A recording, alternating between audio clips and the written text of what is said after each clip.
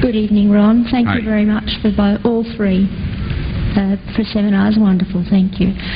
My question is that you said that you had the blood of our Lord examined by the Israelis. That's correct. What was their determination of that? Okay. Now, we won't be able to take second questions. I'm sorry if you're on your second one, please just step out. I love you, but we're running out of time.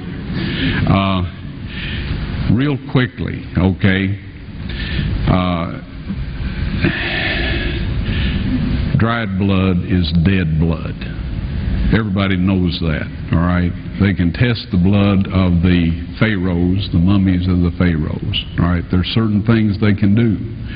They cannot get a chromosome count by any method I'm familiar with, all right? Things keep changing. I don't profess to know everything. However, there's no way I know that you can get a chromosome count out of dead blood. You can get a DNA and some other things, but not a chromosome count, all right? That's done by living white blood cells. Now then, first of all, in this analysis, I took the blood into a laboratory in Israel. I asked one of the people I work with in antiquities, where is a good laboratory that does reliable work? And they said, such and such, such and such. I took it. I just said, please examine this blood and tell me what you can tell me about it. All right? They said, well, look, we're going to reconstitute it. We're going to put it in normal saline and keep it at body temperature for 72 hours with gentle swirling. All right? That's their business. That's great. I said, now I want to be there when you check it out. They said, fine. So I was back. They checked it out. I said, now, they said it's human blood. We can tell that. They did whatever tests they need to do.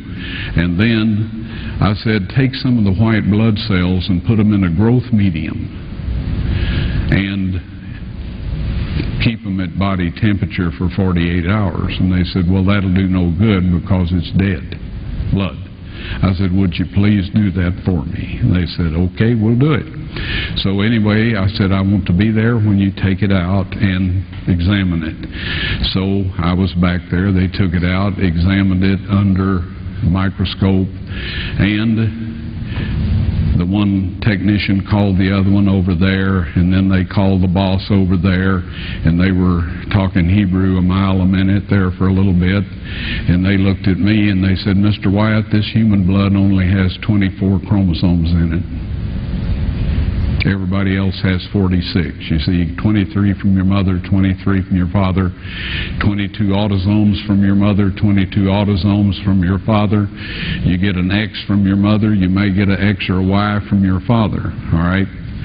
This blood had 23 chromosomes from the mother's side, one Y chromosome only.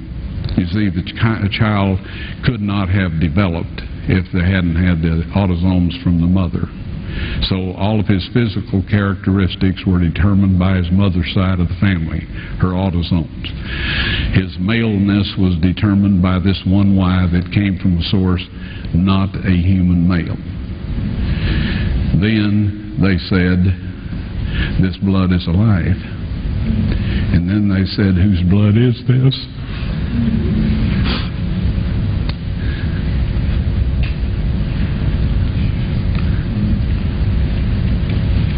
I said, it's the blood of your Messiah.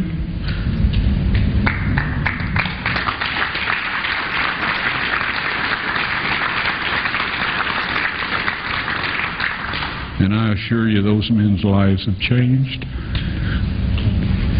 You're welcome.